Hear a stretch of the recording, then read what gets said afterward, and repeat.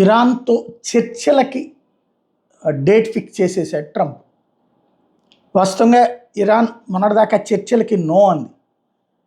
అణు నిరాయుధీకరణ అంశం మీద చర్చల ప్రసక్తే లేదని చెప్పింది. ఆ తర్వాతనే ఇజ్రాయెల్ వెళ్ళి ఇరాన్ మీద దాడి చేసింది. అలాగే ఆ తర్వాతనే యుద్ధం 12 రోజుల పాటు జరిగింది. ఆ తర్వాతనే ఇరాన్ భారీగా నష్టపోయింది. చాలా వరకు ఆస్తుల పరంగా నష్టపోయింది, ఆప్తుల పరంగా నష్టపోయింది. ప్రధానంగా ప్రపంచ చరిత్రలో యుద్ధం ప్రారంభమైన 6 గంటల్లోపు త్రివిధ దళాల అధిపతులే లేచిపోయినటువంటి పరిస్థితి ప్రపంచ చరిత్రలో ఇంతవరకు ఏ యుద్ధంలో జరగలేదు. అలాంటి స్ట్రైక్స్ చేసింది ఇజ్రాయెల్. దాంతో దెబ్బతిన్నటువంటి ఇరాన్ కోలుకోలేకపోయింది. దెబ్బ మీద దెబ్బతీసింది ఇజ్రాయెల్.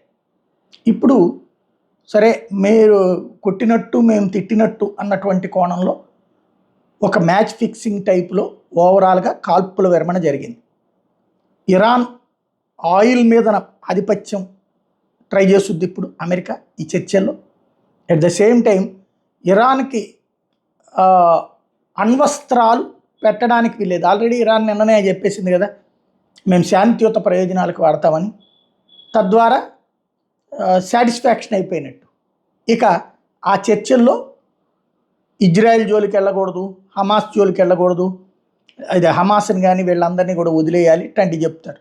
అయ్యో మాకు వాళ్ళకి ఏం సంబంధం లేదన్నట్టుది ఇరాన్ ఇచ్చేది ఇస్తూనే ఉంటుంది. కాకపోతే బయట ప్రపంచానికి ఒక శాంతి ప్రయత్నం, ఓ శాంతి కాముకుడుగా ట్రంప్ మిగులుతాడు.